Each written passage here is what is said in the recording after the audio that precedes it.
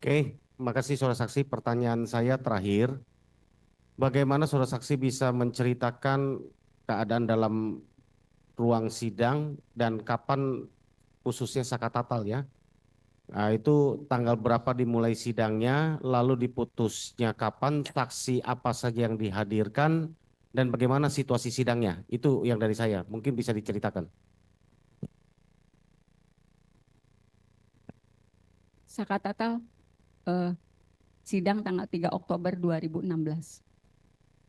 Putusannya tanggal 10 Oktober 2016. Hanya 7 hari sidangnya Ya, setiap hari. untuk kasus 340. Itu yang pertama disidangkan ya. 1 bulan setelah dia dilakukan penangkapan. Tanggal 31 Agustus ditangkap, 3 Oktober Sidang. sudah disidang. Ya, tanggal 10 sudah putusan. Tanggal 10 Oktober sudah putusan. Ya. Ya, lanjut cerita.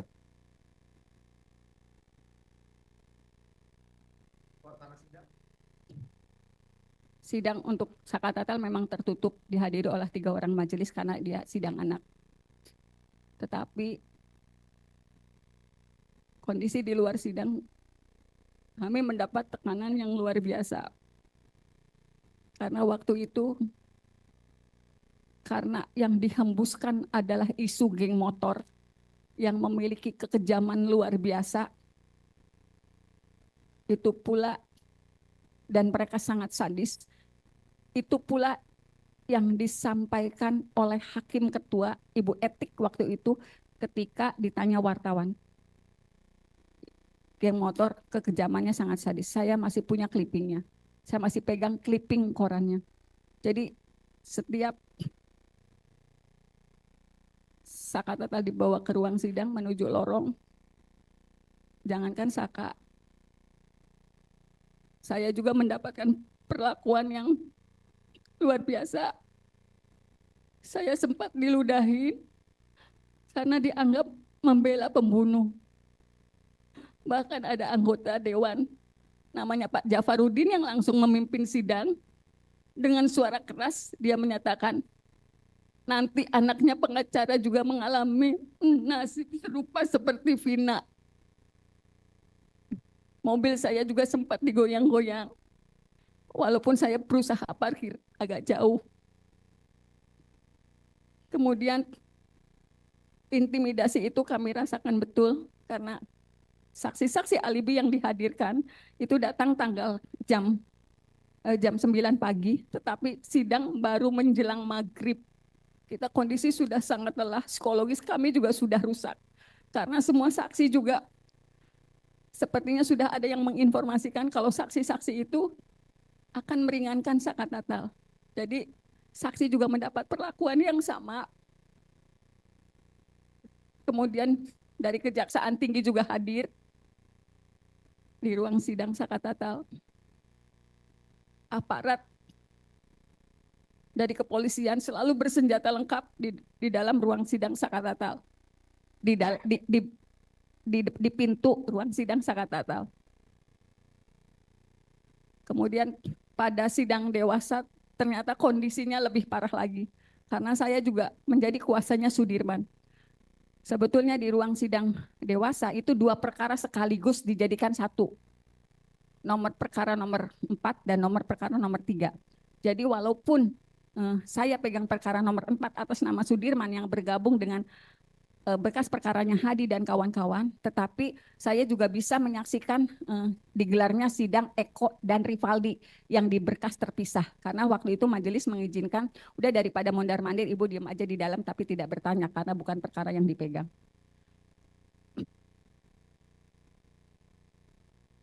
Kalau dalam sidang TK hari ini, jaksa selalu menanyakan apakah ada penganiayaan, pemukulan oleh hakim dan jaksa. Sebetulnya saya yang bisa bercerita. Secara psikologis kami dirusak betul-betul oleh penyidik yang masuk dengan membawa pistol untuk memberikan keterangan. Dan jaksa sama sekali tidak pernah memerintahkan pistol itu ditaruh. Justru yang ngomong pistol itu disimpan karena kekhawatiran justru dari pengacara. Kemudian juga ada seorang penyidik yang ada seorang anggota kepolisian yang waktu itu dijadikan saksi. Karena sebetulnya di sidang dewasa, anak-anak sudah menyatakan, saya disiksa, saya disetrum, terpaksa mengakui sesuai BAP karena sudah ditulis di papan tulis. Itu sebenarnya sudah disampaikan di sidang 2016. Saya disuruh minum air kencing, sebetulnya sudah, dan itu saya cantumkan dalam pledoi saya sebetulnya. Tetapi semua diabaikan oleh majelis. Kemudian juga ada seorang, saya lupa namanya, dia masuk, mohon maaf, kalau waktu itu kami melihatnya dia dalam kondisi yang tidak stabil.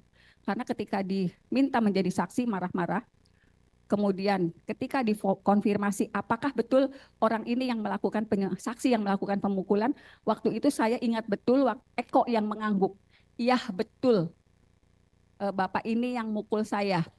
Tetapi saat itu saksi dari kepolisian bangun dengan menarik kursi, kemudian ketika keluar dari ruang sidang, sebelum keluar dari sidang, dia berbalik, terus menunjukkan tangan seperti pistol ke Eko di depan majelis, di depan jaksa, kemudian keluar dan membanting pintu.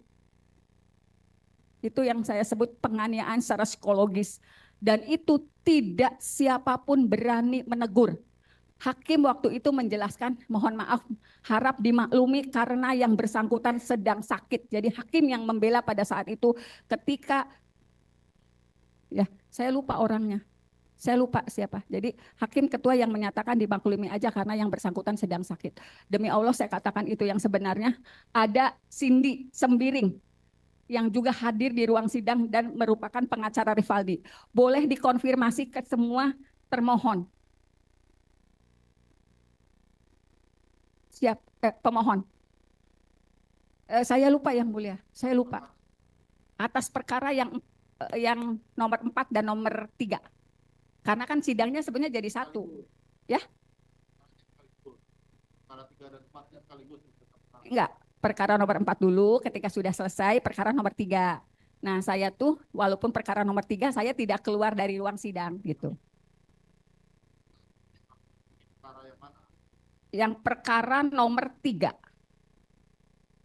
atas nama Eko. Karena waktu itu Eko yang langsung ditunjuk oleh yang bersangkutan. Yang mulia, boleh kita minta konfirmasi dari pemohon Eko untuk berkaitan dengan kesaksian tadi untuk menguatkan betul apa tidak supaya kita confirm. Nanti Pak, kan ada tanggapannya. Oh ya, kalau diizinkan mulia maksudnya untuk. Di akhir persidangan kita. Ya, makasih. Ada lagi pertanyaannya? Dari saya cukup mulia. Silakan kalau ada tambahan. Saya nambahkan satu aja Bu Titin Busa sebagai saksi. Ibu kan megang sakat tatal untuk perkara anak dan Sudirman. Kapan Ibu terima berkas perkara? Karena sebagai kuasa kan kita harus punya berkas untuk kemudian kita bisa membuat pledoi dan lain sebagainya. Terima kasih yang mulia, saya jelaskan. Pada saat pada saat 3 Oktober 2016 saya sudah mengajukan permohonan untuk meminta berkas salinan berita acara. Mohon maaf suratnya masih ada, boleh diperlihatkan? Boleh. Karena biasanya saya bikin rangkap 2.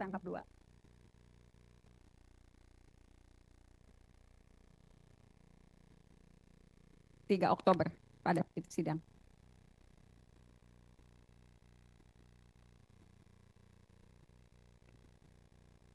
Ini yang sakat tatal.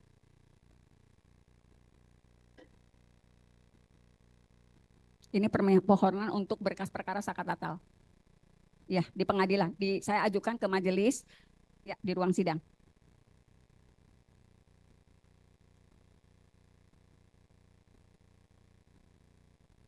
Ya, ke majelis hakim.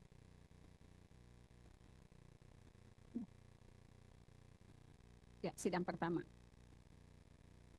3 Oktober 2000. Waktu pertama kali sidang ya? Tetapi saya tidak diberikan, dan waktu itu panitera hanya memberikan 2 BAP atas nama Dede dan Aib. Selebihnya saya tidak terima apapun berkas sakat tatal yang harus saya perdebatkan di persidangan. Mohon maaf, ini berkas yang diberikan panitera.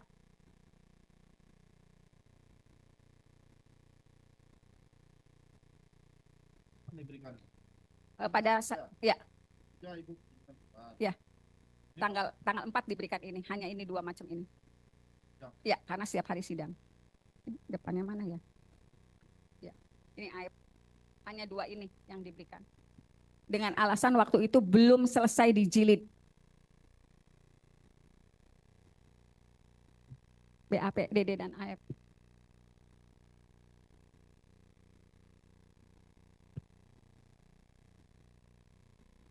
Ada.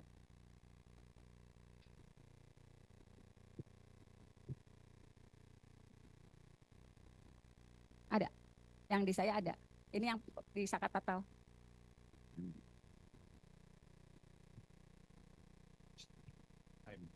Ya.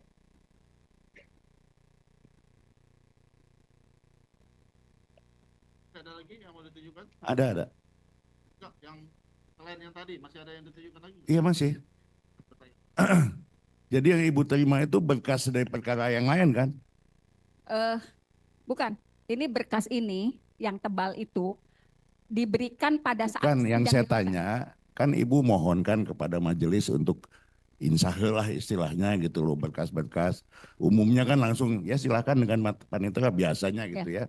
Nah yang Ibu terima kan kemudian diberikan oleh panitera itu berkas itu. Bukan, nggak diberikan. Yang diberikan hanya 2 ini, BAP, Iya. DD, dan AF. Iya. BAP, DD, dan AF. Iya, itu kan bukan berkasnya, Iya. bukan kan? Berkas yang di perkara lain kan? Enggak, kan keterangan DD dan AF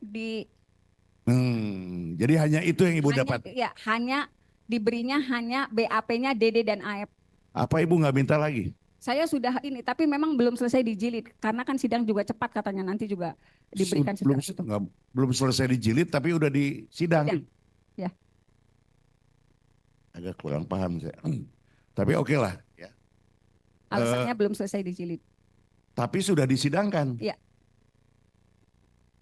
Berapa kali Ibu minta permohonan untuk mengkopi atau Ya, setiap menginsah sidang juga saya berkas? minta ke panitera, kan kalau surat resminya sudah saya berikan ke majelis.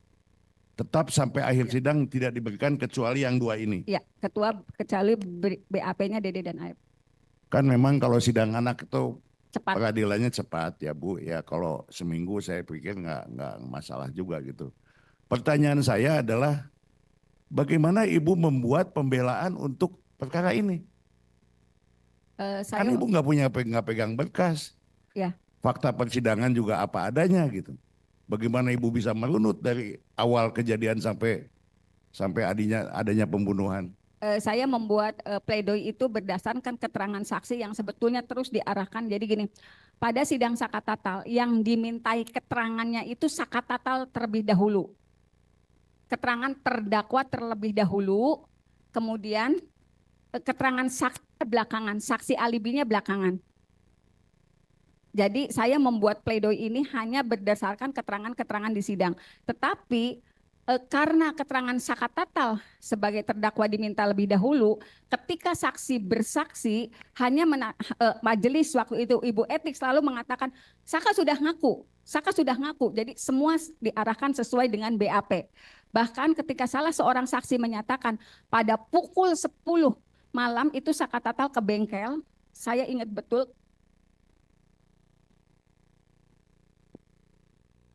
Karena itu juga termemori sampai hari ini dengan kerasnya ketika saksi menyatakan pada jam 10 tanggal 2 kami tuh lewat ke flyover Talun mau ke bengkel. Tetapi karena di situ ada rame-rame, ada polisi, mereka mengira razia. Sebelum selesai menjelaskan, ketua majelis waktu itu menyatakan, mana ada bengkel buka pukul 10 malam. Jadi semua keterangan saksi yang disampaikan itu selalu diarahkan sesuai BAP ketika karena Sakat Tatal dulu yang dimintai keterangannya. Jadi pembelaan saya waktu itu hanya berdasarkan keterangan-keterangan saksi di persidangan walaupun ditolak seluruhnya. Kemudian seperti yang saya sampaikan tadi pada tanggal 15 September 2016 saya sudah harus menghadapi sendiri ketika saya menyusun pledoi. Itu kan nomor perkara yang dicantum. Saya ngetik pledoi itu, tetapi nomor perkara yang dicantumkan waktu itu nomor perkara 16. Karena ngetiknya di kantor, mungkin waktu itu karyawan tuh masukinnya nomor pendaftaran surat kuasa. Saat saya menjadi kuasanya Sakatatal 195 itu nomor surat kuasa. Ketika saya membacakan pledoi, setelah itu hakim menolak dengan alasan tidak pernah memeriksa perkara nomor 195, padahal itu nomor surat kuasa. Jadi saya pada saat pembelaan dianggap tidak melakukan pembelaan. Karena kita menyatakan banding, saya terima berkas banding jaksa tanggal 26 Oktober 2016, karena kan banding. Saya nerima berkas banding jaksa tanggal 26 Oktober 2016. Karena tetapi jaksa menyerahkan memori banding itu tanggal 24 Oktober 2016. Saya baru terima berkas memorinya tanggal 26. Saya menjawab memori banding, kontrak memori banding jaksa sekaligus menyerahkan memori di tanggal 31 Oktober 2016.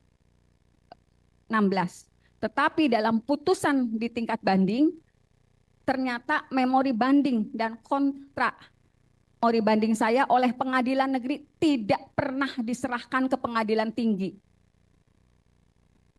Saya punya dokumennya kalau saya pernah menyerahkan memori banding dan kontrak memori banding, tetapi oleh pengadilan negeri. Punya dokumennya mana coba?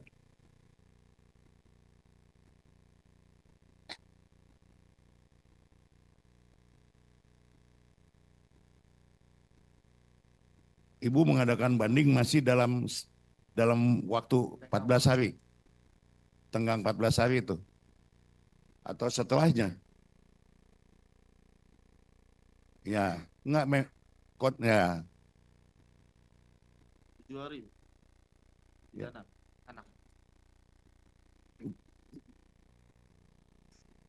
Kan waktunya 7 hari.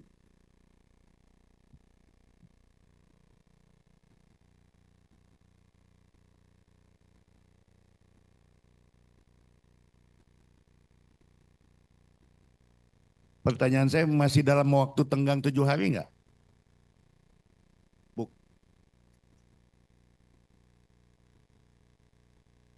Ada waktu vonis, langsung ibu menyatakan banding gitu.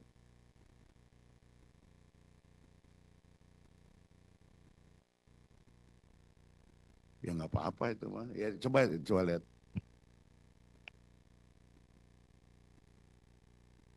Nggak, kita mengkorek ini supaya kita tahu bagaimana pengadilan pada waktu itu berjalan gitu loh. Apakah sesuai dengan KUHAP atau dan lain sebagainya gitu.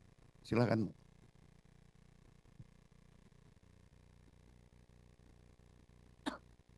Ada enggak? Kalau nggak ada, dilanjutkan dengan pertanyaan berikutnya. Nah, Bu. Ada yang bisa membantu untuk mencarinya? Antara Ibu Titin ini lanjut untuk memberikan keterangan.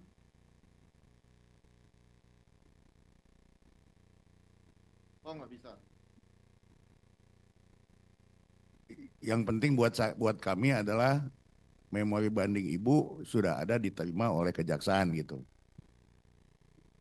Oleh pengadilan. Ini memori banding. Sebelumnya Ibu nyatakan di sidang. Kan ditanyakan haknya anak pada saat kan anak kan. Apakah terima, menolak, atau menerima pikir-pikir atau mengajukan banding. Ya. Dan pada saat di persidangan Ibu menyatakan langsung ya, akan mengajukan banding. Ya. Namun pada saat itu belum diserahkan Memorinya, ya memorinya. kan? Ya. Karena jaksa banding saya banding. Baik. Jaksanya banding juga Banding, ya. Jaksa banding, ya. Penuntut umum pada saat itu banding. Banding juga. Jadi kita sama-sama banding. Ini memorinya. Ya. Sidangnya diputus tanggal 10. Tanggal 10. Ya, menurut Ya. keterangan Ibu tanggal 10 tadi kan. Ya. Ini kapan dikirimnya? Ibu serahkannya kapan ke pengadilan? 1 November. 1 November. 1 November. Ini diterimanya 1 November. Tanggal 31 saya ininya. Saya lupa itu. Diputus tanggal 10. Ya. Ibu serahkan ke pengadilan tanggal berapa ini? Kalau ini terimanya tanggal 31 sebetulnya. Cuman saya lupa ini saya bikinnya tanggal 31 tapi berkasnya itu kan ada diterima pengadilan tanggal 1 ya. Diserahkan tanggal 1 November ya. Ya. Terima pengadilan. Oke, ada yang mau ditanyakan pada saat ini? Memorinya? Izin Bu. Apa namanya? Sutrisno Sutrisno. Bardi. Jabatannya? Panitra. Dulu sebentar. Tanggal berapa sih putusan? Ya. Ini kan banding. Iya. Ya banding. Cukup? Pak, mau lihat silakan. Bentar.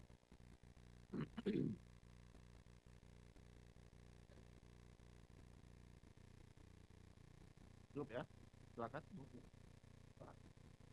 Masih ada? Jadi terkonfirmasi ya Bu ya bahwa memori banding Ibu diterima di Ya. pengadilan. Tetapi putusan banding menyatakan Tidak Ibu pernah menerima. tidak memberikan memori banding. Ya. Begitu ya putusannya. Mohon dicatatkan majelis. Satu lagi nih. Ini soal pembelaan. Saya terus terang saya lamalah saya jadi pengacara ya. Dan tidak pernah menemukan yang seperti ini. Karena ini bukan masalah prinsip. Itu masalah teknis, salah ketik dan masalah itu. Betul, Ibu tidak diterima pembelaannya. Betul karena tertuang dalam putusan. Tertuang dalam putusan kami tidak pernah memeriksa nomor perkara sekian. Tertuang dalam putusan di pengadilan negeri. Oleh karena kesalahan teknis yang soal nomor itu tadi. Bukan Ya. nomor perkara tapi nomor kuasa. Nomor kuasa. Saya Karena setuju. dalam memori banding juga saya menyatakan kalau saya salah mengetik walaupun itu nomornya nomor kuasa yang dikeluarkan di pengadilan, tetapi jaksa melakukan yang sama, mengeluarkan surat yang dikeluarkan oleh kejaksaan tapi diterima oleh pengadilan. Ya. Saya sudah nyampaikan itu. Ya, saya juga sering kali, bukan Ya. satu puluhan kali bahkan lah. Itu Kalau ada dituangkan dalam kesalahan itu putusan. biasanya di renvoy. Karena dipanggil. materinya materi pembelaan sidang itu. Ya, sebetulnya. gitu loh. Oke, nggak apa-apa. Ya. Memang faktanya seperti itu Ya. ya. Karena dituangkan dalam putusan, kami tidak pernah memeriksa nomor perkara sekian, ada di dalam putusan 195 sekian. Padahal itu daftar surat kuasa saya mendampingi Sakat Tatal di persidangan. Ibu kan kuasa pada waktu itu yang melihat dan merasakan lah bagaimana. Menurut Ibu itu kriminalisasi atau bagaimana? Bagaimana Ibu menilainya? Sebetulnya Karena akibat itu kan ini di penjara seumur hidup tuh. saya yang hadir di situ di 2016 sebetulnya saya yakin Pak Majelis. Saya yakin nggak pernah ada peristiwa pembunuhan dan pemerkosaan yang tertuang dalam dakwaan. Karena ternyata saat berjalannya proses dari dakwaan saja sudah banyak masalah.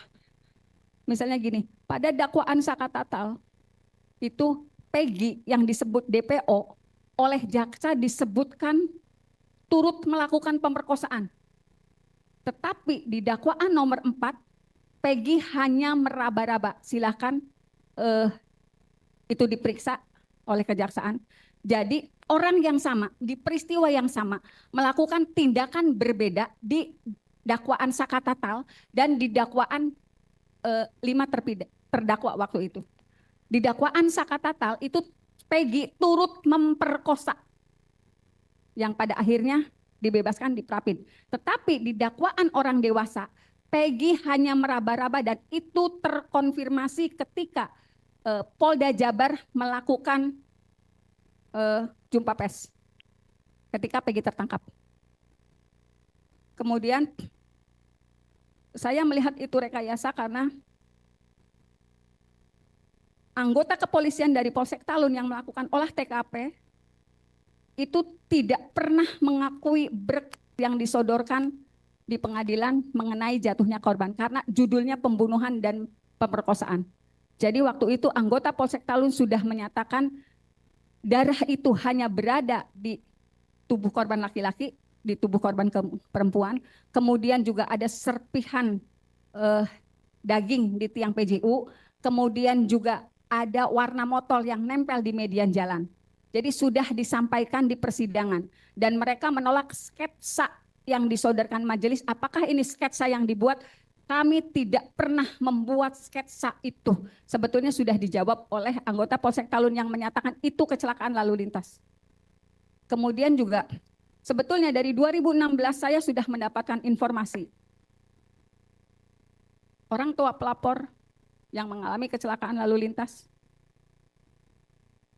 sudah mengajukan klaim asuransi diduga pada tanggal 27 Agustus 29 Agustus 2016. 27 kejadian, 28 dimakamkan, 29 Agustus 2016 saya mendapat informasi sebetulnya klaimnya diajukan. Kalau untuk waktu itu kan kecelakaan tunggal. Kalau untuk anggota TNI dan Polri, anggota keluarganya walaupun kecelakaan tunggal mendapatkan penggantian. Jadi jasara harja. Nilainya hanya separuh. Dan sudah di ACC informasinya, silakan ini barangkali dari Kapolri sendiri yang harus menindaklanjuti. Informasinya cair 12,5 juta. Tapi karena pada tanggal 31 dini hari ada informasi mengenai kesurupan yang menyatakan ini adalah pembunuhan dan pemerkosaan, dan sebetulnya di sidang 2016 itu disampaikan oleh orang tua Vina. Sebetulnya saya nggak tahu masalahnya, saya taunya kecelakaan, tapi tiba-tiba ada yang kesurupan itu pembunuhan, pemerkosaan, terus saya dikasih tahu. Jadi gitu. Jadi berubahnya konstruksi kecelakaan itu setelah adanya rekaman kesurupannya Linda. Tapi waktu itu tidak disebutkan nama Linda. Di persidangan hanya disebutkan temannya Vina ada yang kesurupan dan menyatakan ini pembunuhan dan pemerkosaan. Itu disampaikan di persidangan oleh orang tua korban, dan saat itu orang tua korban perempuan meyakini informasi dari kepolisian. Karena mereka memberikan rekaman itu kepada anggota kepolisian. Ya, tadi